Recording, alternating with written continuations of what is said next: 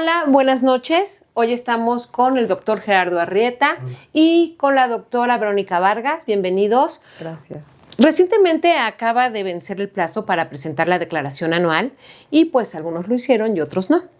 Sin embargo, es un buen momento para recordar que la responsabilidad financiera se debe mantener durante todo el año. Y pues hay pequeñas acciones que podemos realizar para que cuando llegue este momento de la declaración sea mucho más sencillo hacerla.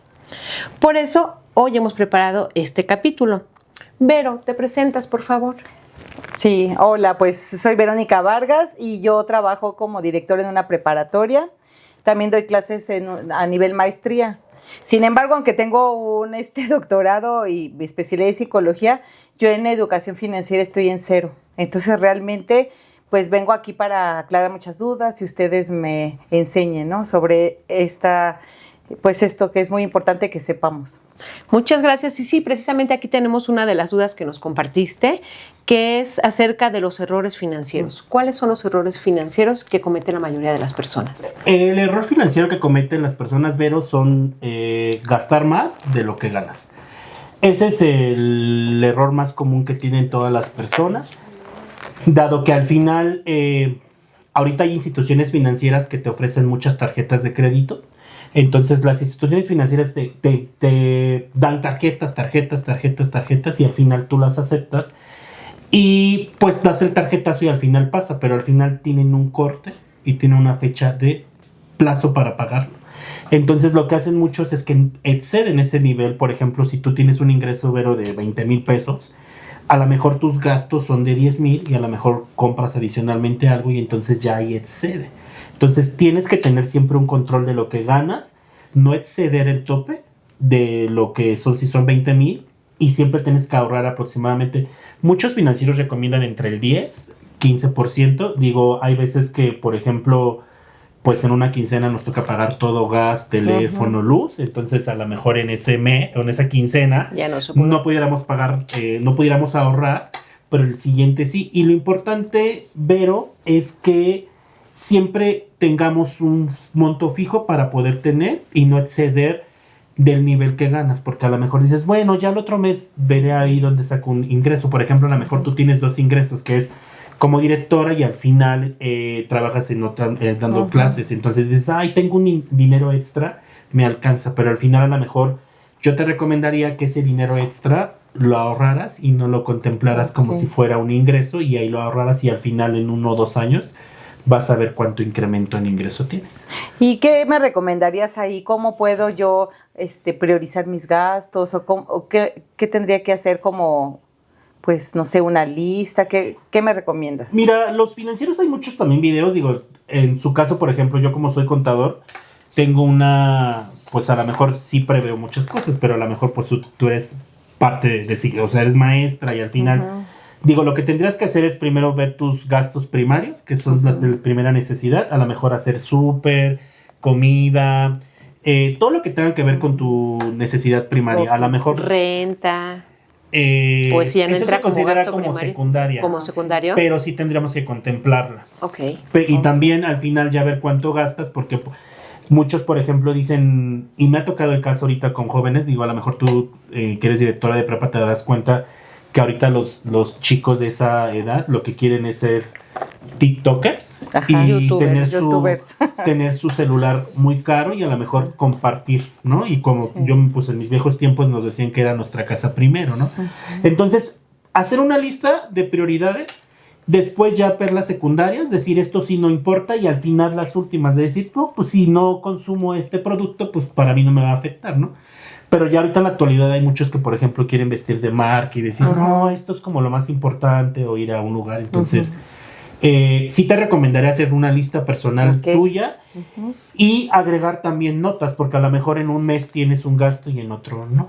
Y a lo mejor en el tercer mes sí. Entonces, hacer una lista. Y ahorita que mencionabas a jóvenes, justo en mi materia prima, ahí que pues a mí también me gustaría como explicarles un poquito, que ellos que no lleguen a mi edad sin saber finanzas personales, como qué tips me darías que yo puedo pasarlo y transmitirlo a mis jóvenes. Mira, lo importante es, por ejemplo, ellos ahorita son jóvenes y a lo mejor obtienen un ingreso por parte de sus papás, ¿no?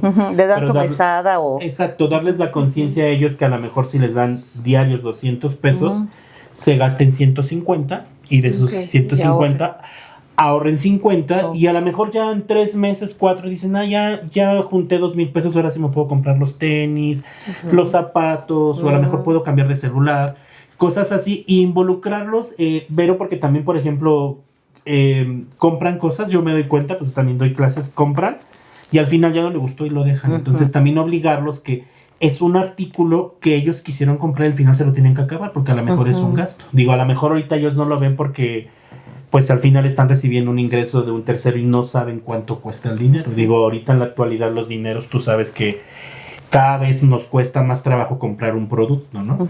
Por el nivel de inflación, digo, el tema de la gasolina, ¿no? Ayer fui a cargar mi carro y 29 pesos la gasolina. Sí. Entonces es importante también darles a entender a los chicos que el dinero en el transcurso del tiempo va teniendo una inflación y vas comprando menos cosas a través del tiempo. Sí, conciencia del valor del dinero, precisamente. Es que es importante eso que luego decimos, es que son 3 pesos o 20 pesos, pero al final 20 pesos antes te comprabas, yo me acuerdo que me compraba un bon, unas papas y un gansito, y ahorita con 20 pesos ni para las papas me alcanza. Entonces es importante darles a entender también ese valor a los chicos, que el dinero a través del tiempo vas comprando menos productos. Excelente, pues, sugerencia. De hecho, voy a hacer un proyecto. Voy a platicar con los maestros y vamos a hacer un proyecto sobre eso, porque creo que es muy importante, ¿no? Que desde pequeño aprendas, pues, tengas esa educación financiera. Sí, porque, pues, te digo, a lo mejor ellos van a querer el mejor celular, ¿no? Ahorita quieren a lo mejor el iPhone 17 Pro Max, pero a lo mejor los papás también tendrían que estar involucrados y decir, ok, tú me tienes que entregar ciertas calificaciones o a lo mejor darles algunas tareas adicionales para que ellos vean cómo se genera ese dinero y al final ellos tengan conciencia y ese valor del dinero. Y exactamente hablando de educación, ¿no? Porque a veces nos limitamos a pensar en adultos y en adolescentes acerca de educación financiera, pero creo que va desde chiquititos, ¿no? Hablabas de mesadas, que podríamos, no sé, de alguna manera en las escuelas incluir este tipo de educación con acciones muy básicas, tipo proyecto, para que desde pequeños sepan que el dinero tiene un valor y que hay que cuidarlo, que se gana y bueno, sería importante tomar eso en la educación. ¿Qué consejos darías para ahorrar mejor? Lo más importante es, ahorita ya en la actualidad existen muchos aplicativos, entonces ya no, muchos nos dicen, es que yo no sé finanzas, ¿no? Pues busca tu celular, un videíto, te explican rápidamente. Por ejemplo, hay aplicativos que te ayudan a invertir. Por ejemplo, las bancas ya en automático, tu banca aparece tu cuenta y te dice abajo inversión. Entonces puedes invertir desde 10 pesos, 50 pesos, 200. Digo, el nivel de interés va a ser nada, chiquito, pero al final creo que eso sí ayudaría mucho porque como que dices, ya invertí, ¿no? Ya me siento poderoso, ya invertí. Y empiezas a generar el hábito, ¿no? Sí, por claro. lo menos empiezas a generar el hábito. Sí. Ok, diferencia entre gastar e invertir. Mira, ahí es un tema muy complejo porque muchos lo ven como gastar, es gastar en algo, pero si tú gastas en algún bien inmueble, que es un bien inmueble, pues alguna propiedad. Si gastas en alguna propiedad, pues sí es un gasto, pero al final se va a convertir en un ingreso porque a lo mejor dices, ahorita gasté y al final sí quiero vender el producto porque los bienes inmuebles nunca bajan de valor. Al contrario, siempre aumentan el valor. La plusvalía se llama plusvalía y al final, por ejemplo, compras un terreno o una casa que te costó 1,000,000 de pesos y en 5 años, o sea, la probabilidad es casi 99% de que tenga el doble de valor. Okay. Entonces, claro, va a haber ciertas características valor mercado, ¿no? Porque también, por ejemplo, si tú compras un terreno, compraste ahí por donde está el AIFA, pues obvio, si te costó muy barato, te va a tener una plusvalía muy cara. A lo mejor vas a tener una ganancia del 1000%, el 100%, 200%, ¿no? Okay. Pero va a depender, es muy importante gastar para poder al futuro tener un bien. Porque, por ejemplo, igual puedes gastar, dices, quiero un vehículo, gastas, pero al final ese vehículo te puede redituar, ¿no? Lo puedes vender.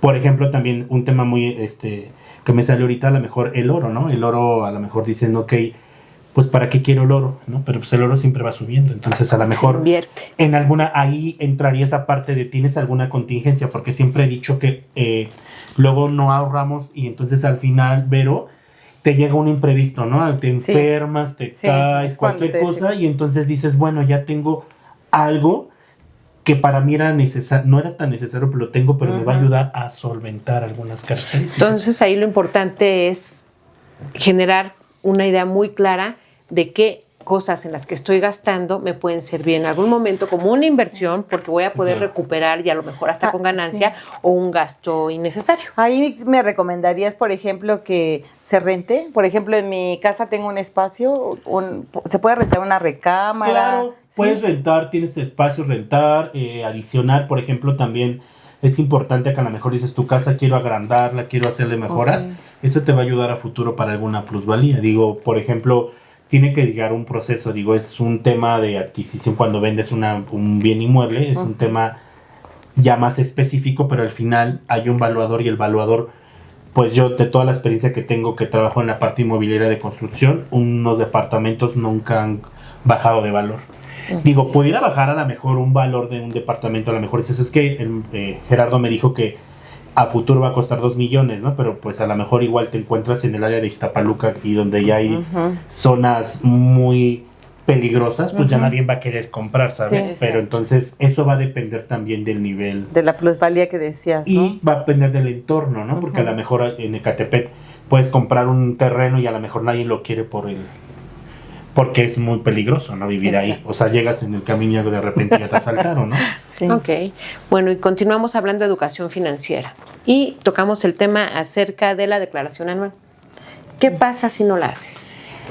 Mira, te voy a ser muy sincero, nosotros como contadores siempre los regañamos a nuestros clientes. ¿Por qué? Porque son temas y somos muy cuadrados en ese aspecto en tiempos. No va a pasar nada, pero al final no cumpliste en tiempo. Digo, no se cumplió en tiempo. Digamos que tienes un tache para el SAT. Pues no lo vería así porque al final, pues, como en tu caso, pues van a pedir una devolución o la mayoría piden devolución, entonces el SAT lo que quieres, pues no declares porque no te va a querer regresar. Claro. Pero al final, pues lo tienes que hacer. Digo, no pasa nada porque hay muchas personas, por ejemplo, y no saben, por ejemplo, muchas personas me acaban de explicar, bueno, me acaban de comentar un caso en el que, pues, esta persona compró una casa desde hace 20 años y nunca hizo declaración anual. Entonces, los intereses de las casas habitaciones se hacen deducibles y te los regresan. Entonces, Ok. es importante Es importante explicarles y saber decirles, eso. ¿no? O sea, a lo mejor tu declaración anual la tenías que haber presentado hace un año, pues no pasa nada. Preséntala ahorita. Digo, no va a haber, el SAT sí te va a tardar un poquito más en entregarte tu devolución, pero al final si tú la presentas, pues no va a haber problema. Digo, no hay problema, pero sí tendríamos que cumplir en tiempo y en forma, Claro. porque el SAT da ciertos, Plazos. Y por ejemplo, ahorita que comentaste el caso de la persona que hizo la compra de su casa, ¿es retroactivo? Ya cuando le dijeron, tu declaración ya fue y la hizo, ¿le hacen retroactivo lo anterior? Tendremos que declarar por año. Ok. Se tiene que declarar por año y en el año te va a aparecer ya tu interés. Por ejemplo, tú creo que tienes interés, casa. Sí. Por crédito hipotecario, por cualquier, el interés es por año, no es Ok. por que te digan, ay, no entregaste 20 años o 10 años, te lo voy a regresar. No, se tiene que hacer declaración por año Ok. y en el año se cierra y de ahí se presenta. Si te sale saldo a favor, se solicita. Tarda un poco más porque la autoridad dice, tú no me entregaste en tiempo y en forma. Ok. Sí te lo voy a regresar, pero dame oportunidad. Porque también el SAT tiene contemplado pues la ley de ingresos, la ley de egresos. Entonces ella contempla las salidas de más o menos cuánto va a regresar de dinero de las personas físicas, que en su caso serían ustedes, que piden una devolución. Digo, no es imposible que te la regrese, pero al final sí nos tardamos un poquito más. Y lo hacemos nosotros con el objetivo de que no te digamos, es que el SAT ya nos requirió, nos pidió esta información, Claro. y estar mandando para que al final te la tiene que regresar. Claro. Sí, y bueno, ahorita que preguntaban si se tiene que hacer la declaración, me encargó mi papá que por favor te preguntara si las personas ya retiradas, jubiladas como él, también tienen que hacer declaración. Mira, ese es un tema muy importante, son los pensionados o jubilados, ya ellos ya no, ellos reciben un ingreso mensualmente y ya no pagan impuesto. De hecho, Ok. él, si quisiera, pues, saca su firma electrónica y ahí vienen todos los recibos de nómina. Ya no generan retención porque pues al final es un ingreso que ya pagaste y es en el transcurso del tiempo que te está dando. Ojo, ahí es muy importante también porque, por ejemplo, hay personas que he visto que a los 60 años se pensionan y trabajan en Uber, Didi, o a lo mejor Didi de moto, porque a lo mejor se me siento yo muy, muy bien, o sea, que tengo ganas de trabajar. Ahí sí tendrían que declarar, Vero, porque tienen dos ingresos. Porque pues la ley lo dice, o sea, si tienes dos ingresos, un ingreso adicional tendrías que declarar. Pero si nada más está con su pensión y ya no hace, digo, a lo mejor hace actividades adicionales que no requieran que se facture o lo demás, pues no tendremos no tiene problema. que declarar. Porque la autoridad también en la declaración anual, en la parte de hasta final, hay una opción que dice que si tuviste ingresos por préstamos o algo de 600,000 pesos, la autoridad lo permite. Entonces, no genera, no tendría que pagar impuestos, no tendría que presentar declaración anual porque ese dinero ya lo pagó, ya pagó el impuesto. Y en el caso de mi esposo que trabaja en el gobierno, ¿ellos tienen que hacer declaración? Ellos, ahí es un tema también diferente. Ellos tendrán que hacer su declaración anual si tienen dos trabajos, porque muchos, por ejemplo, ahí donde trabajas, ya ves que muchos van en la mañana a dar clase y en la tarde trabajan en una particular, una de gobierno o viceversa, ¿no? Ahí sí tendrían que ser porque en dos capítulos anteriores mencionamos que si hay dos patrones tienen la obligación de presentar declaración anual. Sí tendría que ser obligatorio, pero en el caso, por ejemplo, de tu esposo que trabaja en gobierno, tendría que hacer su declaración anual y más aparte una declaración que pide el gobierno que se llama declaración patrimonial. Esa es la patrimonial, te preguntan los ingresos y eso lo tienen que hacer todas las personas que trabajan en el gobierno. Excelente, muchas gracias. ¿Algún otro comentario o una duda, Vero? No, me va quedando claro. Ya llevo mis notas para retroalimentar a la vez a la familia que me encargaron sus preguntas. Muy bien. Bueno, pues esto sería todo. Ya saben, síganos en redes sociales. Queremos todos un like y nos vemos a la próxima. Recuerden enviarnos sus dudas, sus preguntas o ideas para que resolvamos cuestiones que tienen inquietudes en redes sociales. Gracias.